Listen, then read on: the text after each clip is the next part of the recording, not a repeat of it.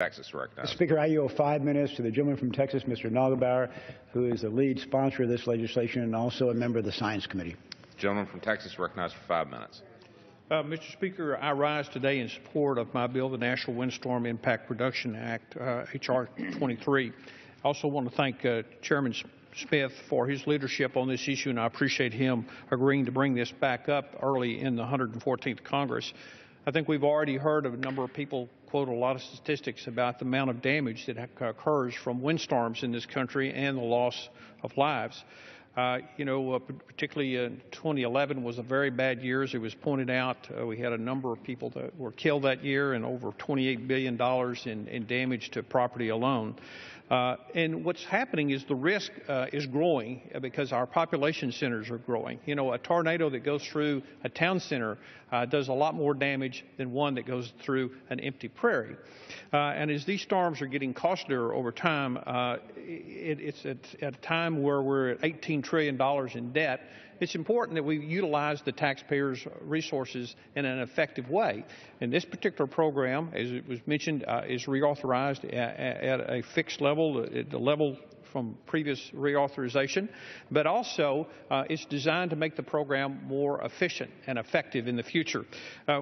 When a family loses a home, they don't have to just rebuild the house, they have to rebuild their lives. And we know a lot of people have either experienced losses of property or life, loved ones, or they know people that have. I particularly is a personal thing for me because in May 11th, 1970, I'd just taken my last final for that semester at Texas Tech University, and 3 hours or 4 hours later, a major tornado ripped through Lubbock, Texas, and killed 26 people, and including destroying the apartment complex that I lived in. I was fortunately unharmed in that event, but what I did get to witness is the tremendous amount of damage that can happen from these storms and the loss of life. And you saw things that you didn't think were possible, cars in parking lots that were rolled up and swirled up like an ice cream cone. And so one of the things that later on to be in the building business, one of the things that we begin to learn is that from important research that was done, that we were able to use certain building techniques that would make houses more wind resistant, made buildings more wind resistant, and that's exactly what this bill in work does. It takes these 4 agencies that currently have jurisdiction over that and makes them, and those include NOAA, the National Science Foundation, FEMA, and NIST, and make sure that they're using those funds appropriately and that there's not a lot of duplication in the research going on. Each one of them has an area of expertise. We want to do a better job of predicting these storms. We want to do a better job of learning how we can mitigate the damage from those.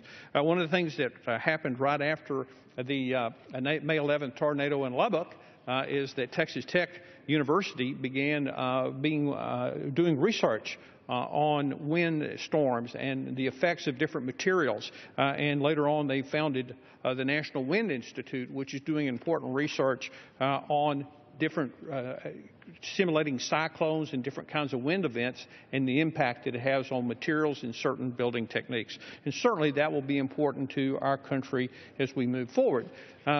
What does that do for taxpayers? Well, obviously, if we can learn more about predicting the outcomes, we can make our building stronger, but more importantly, saving lives. And one of the things I know that from a lot of the research that's been going on right now, that designs are being incorporated in a lot of buildings. And I know recently I was at an new elementary school in my district.